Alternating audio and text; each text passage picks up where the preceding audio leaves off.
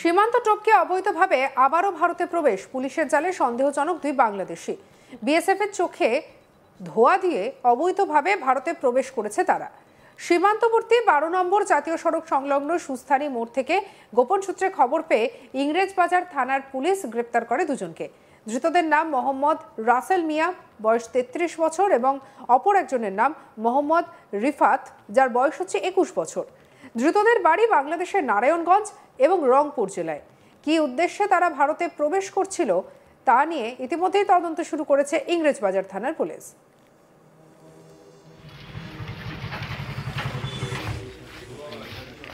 দেখেন উল্টা হাঁটছেন।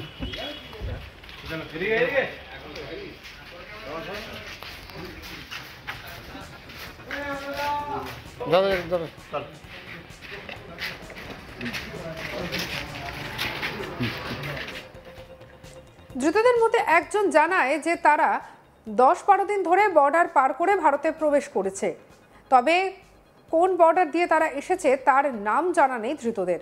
বাংলাদেশের এক ব্যক্তির মারফত তারা ভারতে প্রবেশ করে। ভারতে তাদের কোনো আত্মীয় নেই। অবৈধভাবে তারা প্রবেশ করেছে, তবে ধৃতদের কাছ থেকে কোনো মোবাইল বা অন্য কোনো সামগ্রী উদ্ধার হয়নি বলেই পুলিশ জানিয়েছে। কি বলছে ধৃত বাংলাদেশি শুনবো। বলছি, তোমরা কতদিন ধরে ছিল এখানে? 10-12 দিন। কোন বর্ডার দিয়ে এসেছিল? বর্ডারের নাম জানি না। কে পার করেছিল? বাংলাদেশের সৈয়দ মোহাম্মদ। কি কাজের জন্য? আমাকে ইলেকট্রিক কাজ দিবে। এখানে তোমার কোনো আত্মীয় স্বজন আছে?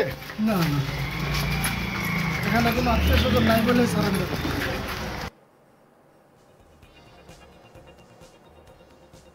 রবিবার ধৃত দুই বাংলাদেশিকে মালদা আদালতে পেশ করা হয়। পুলিশ জানিয়েছে সুস্থানী মোড়ের এক পাশে রয়েছে 12 নম্বর জাতীয় সড়ক এবং অন্যদিকে মালদা মহদীপুর ভারত বাংলাদেশ আন্তর্জাতিক বাণিজ্য সড়ক। ফলে গভীর রাতেও এলাকায় অনেক খাওয়ানোর দোকান, হোটেল, রেস্তোরাঁ খোলা থাকে। আর রাতে ইংরেজবাজার থানার এক এসআই এবং কয়েকজন সিভিক ভলেন্টিয়ার নজরদারি চালাচ্ছিলেন। তখনই ওই দুই যুবককে দৌড়তে দেখে সন্দেহ হলে তাদেরকে জিজ্ঞাসাবাদ করা হয় এবং সত্যতা বেরিয়ে আসে। এই ঘটনায় তৃণমূলের জেলা তৃণমূল সম্পাদক বিশ্বজিৎ ঘোষ বলেন, ভারত বাংলাদেশ বর্ডারের নিরাপত্তা দেখার দায়িত্ব কার? কিভাবে তারা ঢুকলো পশ্চিমবঙ্গে? কেন্দ্রের গাফিলতিতে বাংলাদেশিরা ভারতে ঢুকছে, আর এই সব অনুপ্রবেশকারীদের গ্রেপ্তার করছে বাংলার পুলিশ। মমতার পুলিশ গ্রেপ্তার করছে, আর বিজেপি এই গ্রেপ্তারি নিয়ে রাজনীতি করছে। তিনি আসাম, ত্রিপুরার উদাহরণ টেনেও বলেন, বিএসএফকে আরও সজাগ হতে হবে বলে জানিয়েছে তৃণমূল নেতা বিশ্বজিৎ ঘোষ। বিএসএফের রাজনীতি করা উচিত নয়, এমনটাই মন্তব্য তার। কি বলেছেন শুনবো। ইংরেজবাজার শহরের ঠিক লাগোয়া সুস্থানী মোড়, সেই এলাকার 12 নম্বর জাতীয় সড়কের উপর দুজন বাংলাদেশি ব্যক্তিকে ঘোরাঘুরি করতে দেখে মালদা জেলা পুলিশ তাদের অ্যারেস্ট করে এবং কোর্টে তাদের পুলিশ করে রিমান্ডে নেওয়া হয়েছে। ঘটনা হচ্ছে, দুজন বাংলাদেশি পশ্চিমবঙ্গের মালদা জেলাতে ঢুকলো কী করে? ভারত বাংলাদেশ বর্ডারে সিকিউরিটি কারা দেয়? নিশ্চয়ই পশ্চিমবঙ্গ পুলিশ দেয় না। সেখানে সিকিউরিটি দেয় বর্ডার সিকিউরিটি ফোর্স, যারা কেন্দ্রীয় স্বরাষ্ট্রমন্ত্রীর অধীনে কর্মরত। অথচ তারা তাদের গাফিলতিতে বাংলাদেশিরা পশ্চিমবঙ্গে ঢুকে যাচ্ছে। তাদেরকে অ্যারেস্ট করছে কে? অ্যারেস্ট করছে পশ্চিমবঙ্গ সরকারের মাননীয় মুখ্যমন্ত্রী মমতা বন্দ্যোপাধ্যায়ের অধীনে থাকা প্রশাসন, পুলিশ, তারা তাদেরকে অ্যারেস্ট করছে। তারপরে বিজেপি নেতারা এখানে রাজনীতি করছে এই অ্যারেস্ট নিয়ে। আমরা দেখেছি এর আগেও বিজেপিকে যে আসাম থেকে, ত্রিপুরা থেকে বাংলাদেশিরা পশ্চিমবঙ্গে ঢুকছে, অথচ পশ্চিম পুলিশ তাদেরকে অ্যারেস্ট করছে। সেখানে বিজেপি শাসিত রাজ্য ত্রিপুরা, বিজেপি শাসিত রাজ্য আসাম বর্ডার ফোর্স ডিউটি করছে বর্ডারে, তারপরেও সেখান থেকে অবাধে বাংলাদেশিরা ঢুকে পশ্চিমবঙ্গে প্রবেশ করছে। আমাদের প্রশাসন রীতিমতো তাদেরকে ধরপকড় করে জেলে দিচ্ছে। আমরা আগেও দেখেছি বিজেপি শাসিত রাজ্য থেকে বৈধ ভারতীয়দের বাংলাদেশে পাঠিয়ে দিয়ে বলছে এরা বাংলাদেশি, অথচ পরে জানা যাচ্ছে তারা ভারতীয়। কোর্টের মাধ্যমে তাদেরকে হস্তান্তর করা হচ্ছে ভারতকে। এইসব নোংরা রাজনীতি বিজেপিটা করে। তৃণমূল কংগ্রেসের যারা কর্মী, যারা নেতৃত্ব, তারা এগুলো রাজনীতি করে না। পশ্চিমবঙ্গ সরকারের পুলিশ নিরপেক্ষভাবে কাজ করে। যারা অন্যায় তারা অন্যায়কারীদের তারা সাজা দেয়। পশ্চিমবঙ্গে কোথাও যদি অবৈধ বাংলাদেশি থাকে তাদেরকে রীতিমতো অ্যারেস্ট করবে আগামী দিনে, যেরকম বিগত দিন থেকে ধরে অ্যারেস্ট করে তাদেরকে জেলে ঢোকাচ্ছে, সাজা দিচ্ছে পশ্চিমবঙ্গ সরকারের পুলিশ।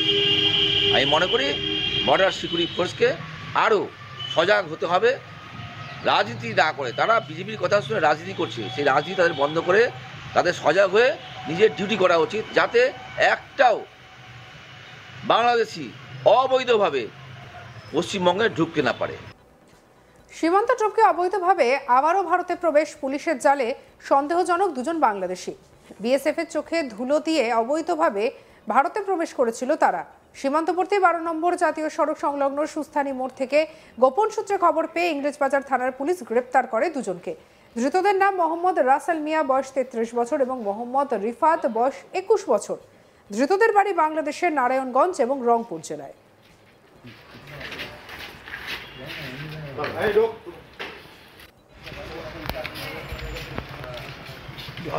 কি বলছেন একজন ধৃত, শুনবো তার কথা।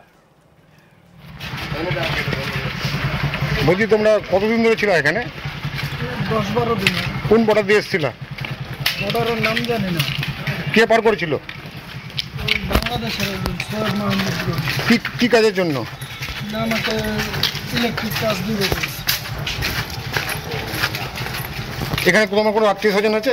না না, এখানে কোনো আত্মীয় স্বজন নাই বলেই সারেন্ডার। বলছি তোমরা অন্যদিকে তৃণমূলের জেলা সম্পাদক বিশ্বজিৎ ঘোষ কি বলছেন, শোনাবো।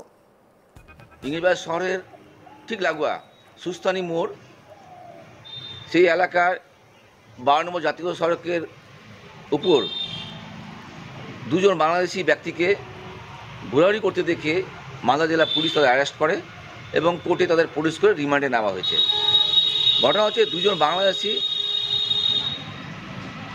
পশ্চিমবঙ্গের মালদা জেলাতে ঢুকলো কী করে? ভারত বাংলাদেশ বর্ডারে সিকিউরিটি কারা দেয়? নিশ্চয়ই পশ্চিমবঙ্গ পুলিশ দেয় না।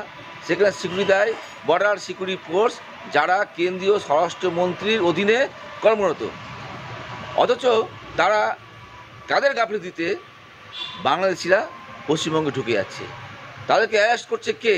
অ্যারেস্ট করছে পশ্চিমবঙ্গ সরকারের মাননীয় মুখ্যমন্ত্রী মমতা বন্দ্যোপাধ্যায়ের অধীনে থাকা প্রশাসন। সঙ্গে রাখুন আজ তাক বাংলার ইউটিউব চ্যানেলকে, লাইক, কমেন্ট, শেয়ার, সাবস্ক্রাইব করতে ভুলবেন না।